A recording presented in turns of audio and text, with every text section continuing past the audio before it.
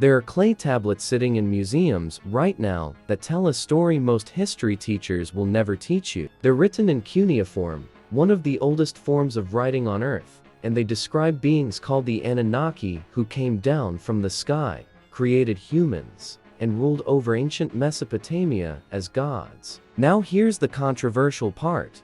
Some researchers believe these tablets aren't mythology. They believe they're historical records of an advanced extraterrestrial race that genetically engineered modern humans. Mainstream scholars call that ridiculous. But when you actually read what's written on these 5,000-year-old tablets, you start to understand why the debate even exists in the first place. This isn't about what I believe. This is about what the ancients wrote. And what they wrote is absolutely wild. Let's start with what we know is real and undisputed. The Sumerians existed. They lived in Mesopotamia, modern-day Iraq, and they created one of the first civilizations in human history around 4,500 BC. They invented writing, mathematics, astronomy, agriculture systems, legal codes, and complex religion. They built massive temple complexes called ziggurats, and they left behind thousands of clay tablets covered in wedge-shaped writing that we've translated and can read today. These tablets tell stories about gods. Lots of gods. The Sumerian pantheon had hundreds of deities, but the most important ones were called the Anunnaki. In Sumerian, the word roughly translates to those who came from the heavens to earth, or princely offspring. According to the texts, the Anunnaki were the major gods who controlled the fate of humanity. Two of the most important Anunnaki were Enki and Enlil. They were brothers, sons of Anu, the sky god, and the tablets describe a rivalry between them that shaped human history. Enlil was the lord of the air and the commander. Enki was the lord of the earth and water, the wise one, the scientist and engineer of the gods. The tablets say Enki created humans, not spiritually, physically, using something described as mixing the essence of the gods with the essence of primitive beings already on Earth.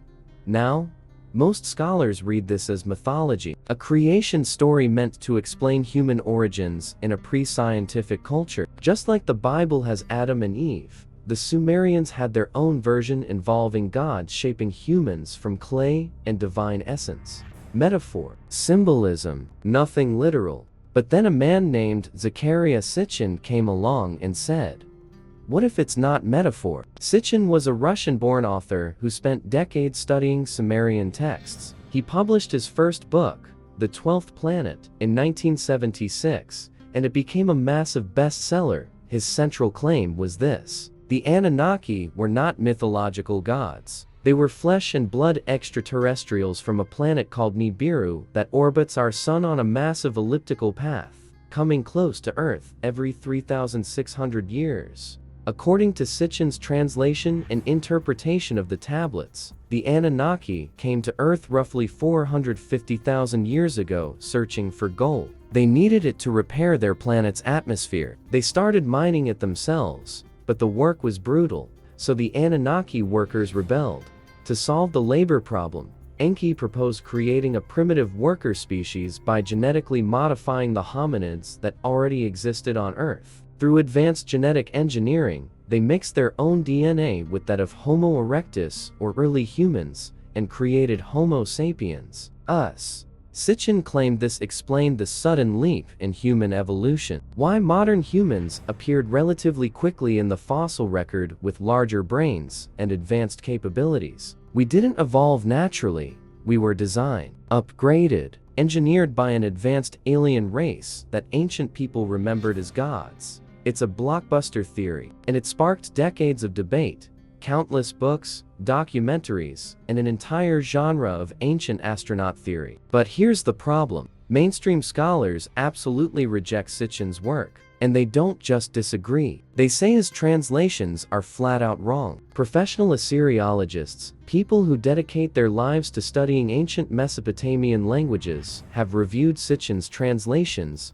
and found major errors. He mistranslated words, he ignored context, he cherry-picked phrases and interpreted them in ways that fit his theory, but don't align with how the language actually works. For example, Sitchin translated certain Sumerian words as rockets and spacecraft. Scholars say those words actually mean divine weapons or brilliance and have no technological meaning. He also claimed the Sumerians knew about all the planets in our solar system, including ones that weren't discovered until modern times. He based this on a cylinder seal that shows a star surrounded by dots, which he said represented the sun and planets. Scholars say that's not a solar system diagram. It's a symbolic representation of a star and celestial objects, common in Mesopotamian art, and the number of dots doesn't even match the planets. And then there's Nibiru. There is no scientific evidence for a massive planet on a 3600-year orbit that comes close to Earth.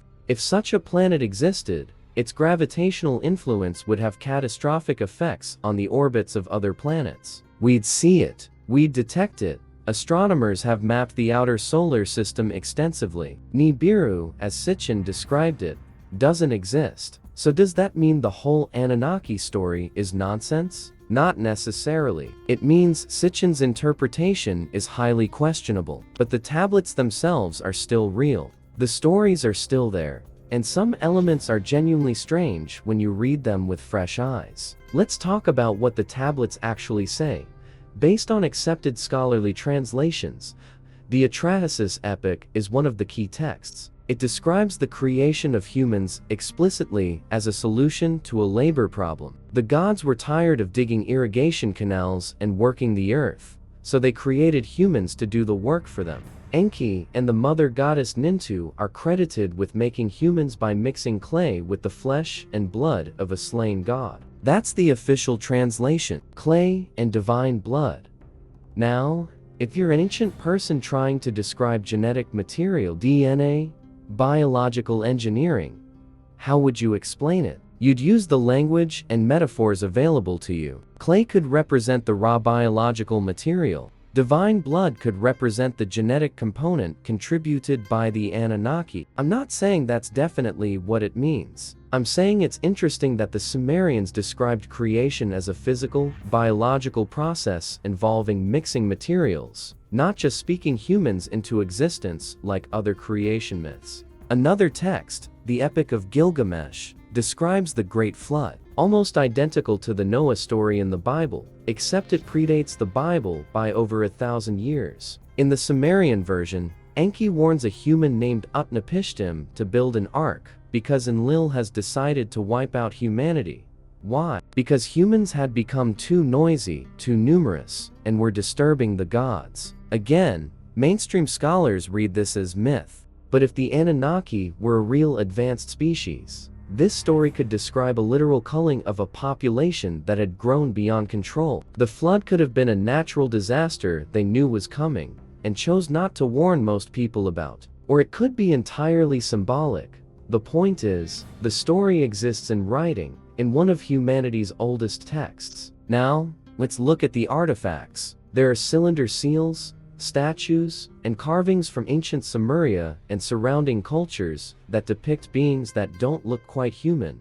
Elongated heads, large eyes, strange proportions. Some figures are shown with reptilian features, scales, serpent imagery, and non-human characteristics. The most famous is the Ubaid lizard-headed figurines. These are small statues from the Ubaid period, which predates the Sumerians, dating back to around 5000 BC. They show humanoid figures with elongated reptilian heads. Some are holding babies. Some appear to be nursing. They're clearly important figures, not monsters or demons. Archaeologists say these are ritualistic objects, possibly representing gods or mythical beings, maybe early fertility symbols. But why reptilian? Why not human? Why give your gods lizard heads unless that's how you remember them, or how they were described to you by earlier cultures? Then there are the depictions of the Anunnaki themselves in Sumerian art. They're often shown as larger than humans,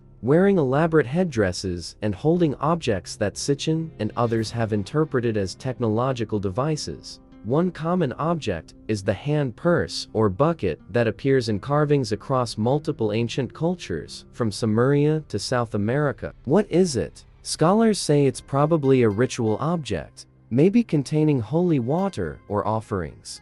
Alternative researchers say it could be some kind of tool or device. We don't know. We're guessing based on context and comparison to other artifacts. But the fact that the same object appears in cultures separated by thousands of miles and centuries is odd. There are also the Sumerian king list. This is a real document accepted by historians that lists the kings of Sumer and how long they reigned. The weird part is that the earliest kings, the ones who ruled before the flood, supposedly reigned for thousands of years. One king is listed as ruling for 43,200 years, another for 28,800 years. Historians explain this as mythological exaggeration or a misunderstanding of how time was measured. Maybe those numbers represent dynasties, not individual rulers. Or maybe the Sumerians used a different calendar system that we're misinterpreting. But Sitchin and others argue, what if those numbers are accurate? What if the early rulers were Anunnaki who had vastly longer lifespans than humans? We can't prove that, but we also can't entirely dismiss it without understanding why the Sumerians would record such specific, enormous numbers if they were just making it up. Let's talk about DNA. Did ancient people understand genetics? According to mainstream history, no, the discovery of DNA and genetic inheritance is a modern achievement. Mendel's experiments were in the 1800s. Watson and Crick discovered the double helix structure in 1953. Before that, humanity had no knowledge of how traits were passed down on a molecular level. But is that completely true? Ancient civilizations clearly understood selective breeding. They domesticated plants and animals, choosing traits and breeding for desired characteristics. That requires an understanding, even if intuitive, that traits are inherited. The Sumerians had advanced knowledge of medicine, surgery, and anatomy. They performed complex operations. They had pharmacology texts listing hundreds of remedies. Is it possible they had knowledge, passed down from an earlier source, of deeper biological principles? Knowledge that was lost or suppressed over time. Some researchers point to the caduceus, the symbol of two serpents wrapped around a staff. It's used as a medical symbol to this day, and it looks strikingly similar to the double helix structure of DNA. Coincidence? Probably, but it's a weird coincidence. Here's the thing, the idea that history has been hidden, altered, or intentionally obscured isn't that far-fetched. The Library of Alexandria was destroyed. Countless ancient texts were lost. The Catholic Church controlled access to knowledge for centuries in Europe, deciding what was heresy and what was acceptable. Indigenous knowledge systems were wiped out by colonization, so when someone says there's a banned history of the Anunnaki, they're not entirely wrong.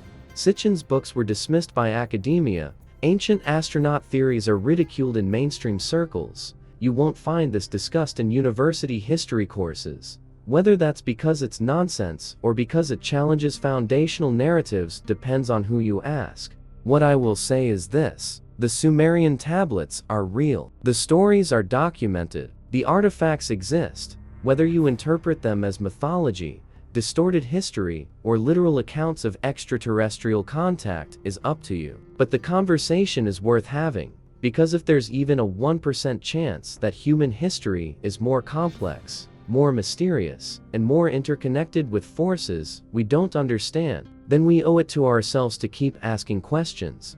Maybe the Anunnaki were gods in the mythological sense, powerful metaphors for natural forces and human psychology. Maybe they were an advanced human civilization that predated the Sumerians and was remembered as divine. Or maybe, just maybe, Sitchin was onto something that scholarship isn't ready to accept yet. I don't have the answers. Nobody does. But I know this: calling something impossible doesn't make it go away. The tablets still say what they say. The artifacts still exist. And the questions remain. What do you think? Are the Anunnaki myth, memory, or something else entirely? Let me know in the comments. And if you want more deep dives into the histories that don't make it into the textbooks, hit that subscribe button. We're just getting started. See you in the next one.